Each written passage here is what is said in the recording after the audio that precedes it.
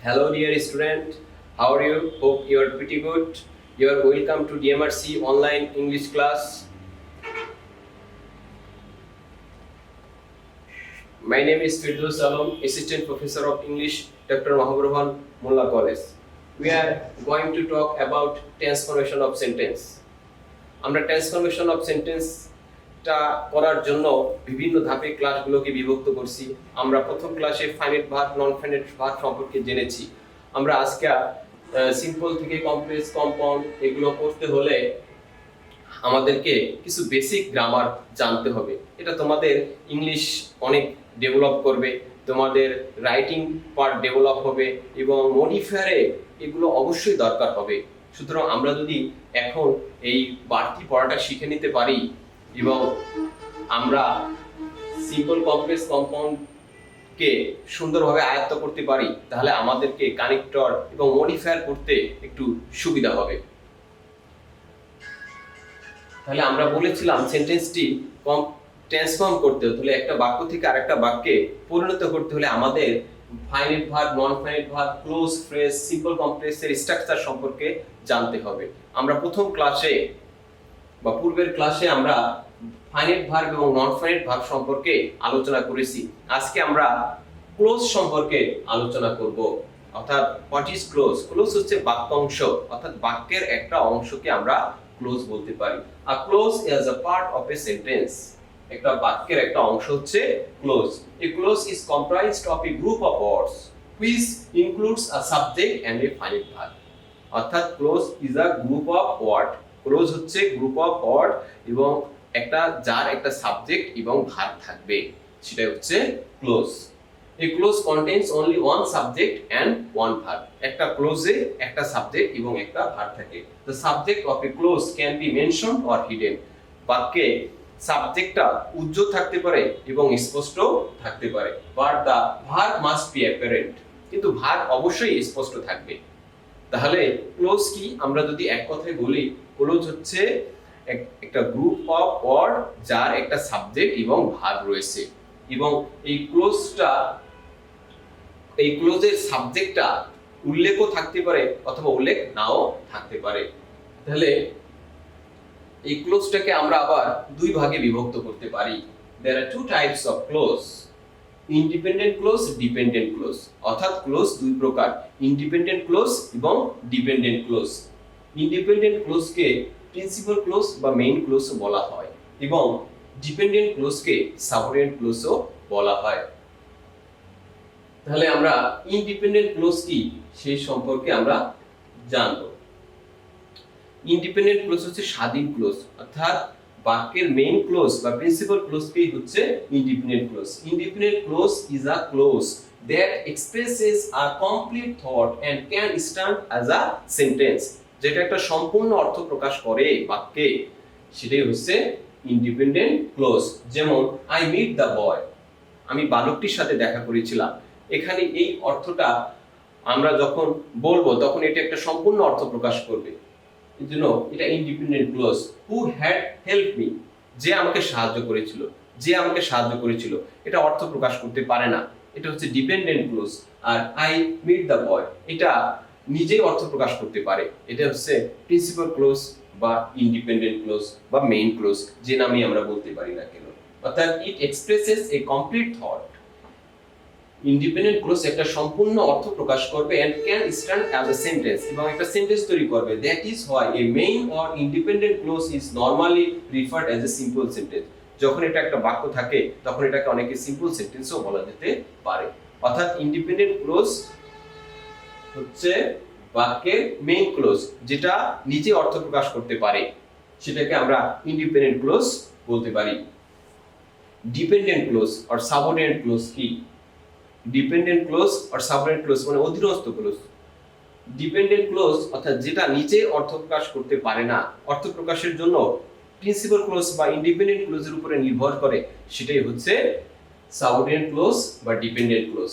তাহলে subordinate clause is a close which does not express complete thought and depend on another clause, অর্থাৎ main clause to express complete thought, অর্থাৎ যে ক্লোজটা নিজে অর্থ প্রকাশ করতে পারে না, অর্থ প্রকাশের জন্য ইন্ডিপেন্ডেন্ট ক্লোজের উপর নির্ভর করে, সেটাই হচ্ছে dependent clause or subordinate close. A sentence having a subordinate clause must have a main clause. যে সেন্টেন্সটা একটা সাবঅর্ডিনেট ক্লোজ থাকবে, সেই সেন্টেন্সটার অবশ্যই একটা মেইন ক্লোজ থাকতে হবে, অর্থাৎ একটা সাবঅর্ডিনেট ক্লোজ দিয়ে একটা বাক্য হতে পারে না। I met the boy who had helped me, এখানে who had helped me এটা হচ্ছে একটা subordinate clause.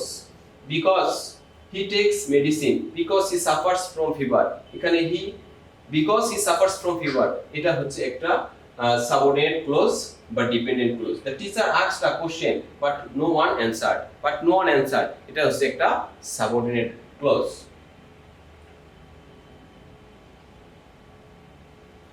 Subordinate conjunction,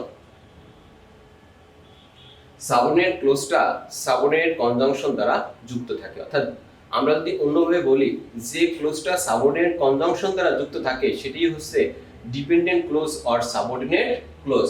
subordinate clause are introduced by subordinate conjunction and relative pronoun, অর্থাৎ সহজ করে এক কথায় বলে দিলি সাবঅর্ডিনেট কনজাংশন এবং রিলেটিভ প্রোনাউন দ্বারা যে ক্লোজটা যুক্ত হবে, অর্থাৎ সাবঅর্ডিনেট কনজাংশন এবং রিলেটিভ প্রোনাউনের পরে যে ক্লোজটা থাকবে সেটাই হচ্ছে subordinate clause or dependent clause. শান্ত subordinate clause, here is a list of subordinate clause after, as long as, then, though, unless, till, when, বিভিন্ন রকমের এরকম আরো অনেক সাবঅর্ডিনেট কনজাংশন বা কানেকটিভস রয়েছে। Relative pronoun who, which, that, who, whom, whose, অর্থাৎ এই সকল কনজাংশন দিয়ে যখন বাক্য তৈরি হয় তাহলে সেটাই হচ্ছে subordinate clause or dependent close.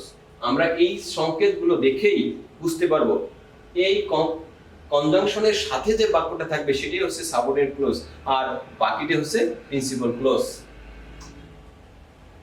Types of subordinate close, বিভিন্ন রকমের সাবঅর্ডিনেট ক্লোজ রয়েছে, যেমন noun clause, adjective clause, adverb close. তবে আমাদের মূল মনে রাখতে হবে কোনটা ইন্ডিপেন্ডেন্ট ক্লোজ এবং কোনটা ডিপেন্ডেন্ট ক্লোজ। আমরা আলোচনার সুবিধার্থে noun clause, adjective clause, adverb close সম্পর্কে সংক্ষিপ্ত ধারণা নিয়ে রাখবো। What is a noun clause? Noun close কি? নাউন ক্লোজ নাউনের কাজ করে, অর্থাৎ যে ক্লোজটা নাউনের কাজ করে সেটি হচ্ছে নাউন ক্লোজ। আর noun clause is a type of dependent clause that acts as a noun. যেটা একটা noun clause, dependent clause, noun clause, adjective clause, adverb clause সবগুলোই হচ্ছে ডিপেন্ডেন্ট ক্লোজ এবং এটা নাউন ক্লোজ নাউনের কাজ করবে। এই noun clause are also referred to as a content clauses. Noun ক্লোজকে কন্টেন্ট ক্লোজও বলা হতে পারে। নাউন ক্লোজ শান্ত, এই noun clause begins with the word such as, how, what, এই সমস্ত কনজাংশন দ্বারা নাউন ক্লোজ শুরু হয়। A noun clause can act as a subject, direct object, indirect object, predicate, nominative, objective or preposition. Object of a preposition. He knows that his business will be successful. That his business will be successful. এটা একটা noun clause. এটা know ভার্বের object হিসেবে কাজ করছে। অর্থাৎ noun clause, noun যেমন ভার্বের সাবজেক্ট, অবজেক্ট, কমপ্লিমেন্ট, প্রিপোজিশনের অবজেক্ট, কেস ইন অ্যাপোজিশন হিসেবে ব্যবহৃত হয়। নাউন ক্লোজ ও একইভাবে নাউনের জায়গায় বসে ক্লোজ তৈরি করছে, এই জন্য এটাকে নাউন ক্লোজ বলা হয়। তাহলে আমরা যদি function of a noun clause, অর্থাৎ নাউন ক্লোজের কাজ কি, নাউন যে যে কাজ করে নাউন ক্লোজও ঠিক একই কাজ করে। Noun clause perform nominal function, অর্থাৎ নাউন যে যে কাজ করে নাউন ক্লোজও ঠিক একইভাবে কাজ করে। The 9 main function of a noun clause in English grammar are কখনো subject complement, direct object, object complement, indirect object, prepositional complement, noun phrase, adjective phrase complement, appositive, এরকম বিভিন্ন ভাবে বিভিন্ন পজিশনে নাউন ক্লোজটা ব্যবহৃত হতে পারে। আমরা ইউজ অফ এক্সাম্পল, আমরা কিছু নাউন ক্লোজের ব্যবহার দেখে নিতে পারি। এখানে আমরা অনেকগুলো एग्जांपल দেখতে পাইতেছি। How you will finish your homework is unknown to me. এখানে how you will finish your homework এটা বাক্যের সাবজেক্ট হিসেবে ব্যবহার করা হয়েছে এবং এটা একটা নাউন ক্লোজ। পুরো ক্লোজটাই নাউনের কাজ করছে। It function of a noun. We are, what our thinking makes us. এরকম এখানে বিভিন্ন এক্সাম্পল দেওয়া আছে, এই সমস্ত এক্সাম্পল গুলোই হচ্ছে নাউন ক্লজ। আমরা যদি একটা এরকম নাউন ক্লজ গুলো ব্যবহার করতে পারি। এবার আমরা পরবর্তীতে অ্যাডজেক্টিভ ক্লজ, অ্যাডজেক্টিভ ক্লজকে অ্যাডজেক্টিভাল ক্লজও বলা যেতে পারে। An adjective clause, also known as relative clause, is a type of dependent clause that modifies a noun or pronoun. Adjective যেমন বিভিন্ন নাউন প্রোনাউন এর দোষ গুণ অবস্থা সংখ্যা পরিমাণ ইত্যাদি নির্দেশ করে, অ্যাডজেক্টিভ ক্লোজও অ্যাডজেক্টিভের মতো বাক্যে কাজ করবে। অর্থাৎ অ্যাডজেক্টিভ ক্লোজকে আবার রিলেটিভ ক্লোজও বলা হয়। অ্যাডজেক্টিভ ক্লোজ একটা ডিপেন্ডেন্ট ক্লোজ, এটা মডিফাই করবে নাউন অর প্রোনাউনকে। I met the boy who had helped me. আমি একটা বালকের সাথে দেখা করেছিলাম, সেই বালকটা সম্পর্কে এখানে অতিরিক্ত তথ্য দেওয়া হয়েছে, the boy who had helped me, এটা অ্যাডজেক্টিভ ক্লোজ হিসেবে ব্যবহার করা হয়েছে। It function as adjective even though it is made up of a group of words. এটা বাক্যে অ্যাডজেক্টিভের কাজ করবে যদিও এটা কয়েকটা শব্দ মিলে তৈরি হবে, instead of just one word. একটা শব্দের পরিবর্তে এটা কয়েকটা শব্দ বসে কাজ করবে অনেকগুলো, কিন্তু এটা অ্যাডজেক্টিভের কাজ করবে। In the case of an adjective clause, all the words are together to modify the noun or pronoun. Noun or pronoun K modify করবে। I met the boy, আমি একটা বালকের সাথে দেখা করেছিলাম। কেমন বালক? Who had helped me, সেই বালকটা যে আমাকে সাহায্য করেছিল। এখানে the boy কে modify করছে who had helped me, এটা একটা adjective clause। adjective clause adjective-এর মতো কাজ করবে। adjective clause আবার দুই ভাগে ভাগ করা যেতে পারে। একটা হচ্ছে রেস্ট্রিকটিভ অ্যাডজেক্টিভ ক্লোজ আর non restrictive adjective clause. Restrictive adjective ক্লোজকে এসেনশিয়াল ক্লোজও বলা হয় এবং নন রেস্ট্রিক্ট অ্যাডজেক্টিভ ক্লোজকে নন এসেনশিয়াল ক্লোজও বলা যেতে পারে। Restrictive or essential clause. A restrictive or adjective clause provides information that is necessary for identifying the word it modifies.